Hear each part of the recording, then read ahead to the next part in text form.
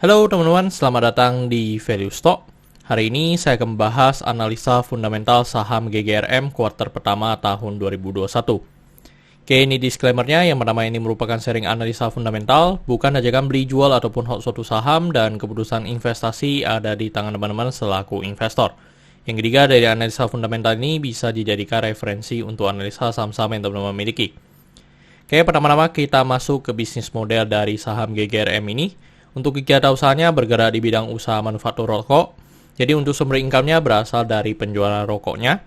Untuk segmen usaha atau marketnya di Indonesia, terkait kasus hukum, setelah membuat video ini saya tidak menemukan adanya kasus hukum yang terkait dengan GGRM.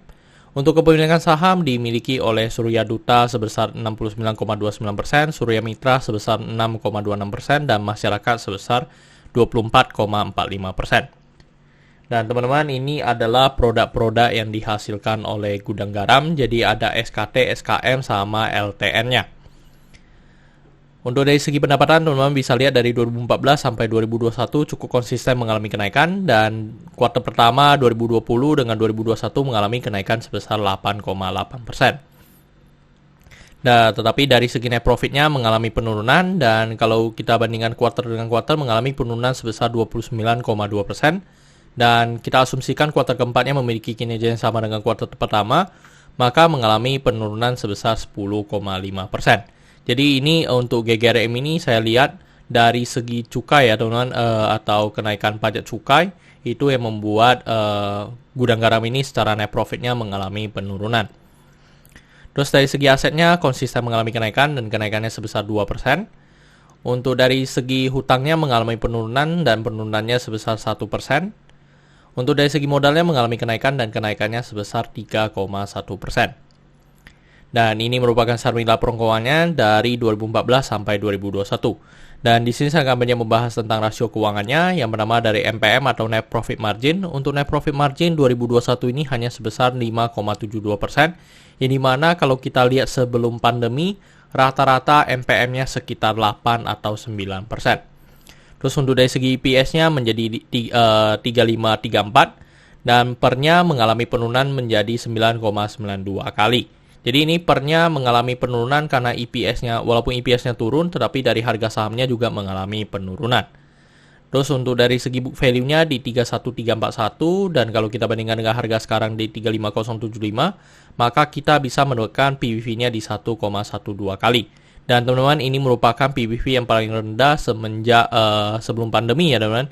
Yang dimana sebelum pandemi rata-rata dari PBV-nya sekitar 3 ataupun 2 teman-teman.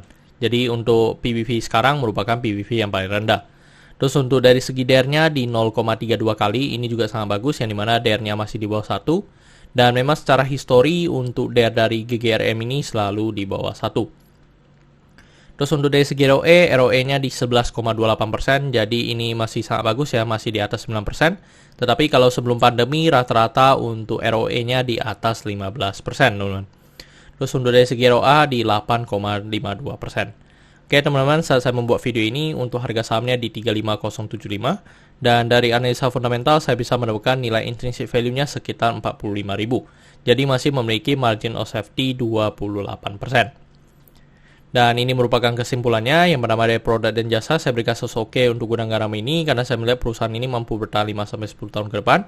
Untuk GCG saya berikan oke karena tidak memiliki kasus hukum. Yang kedua memiliki pemegang saham mayoritas.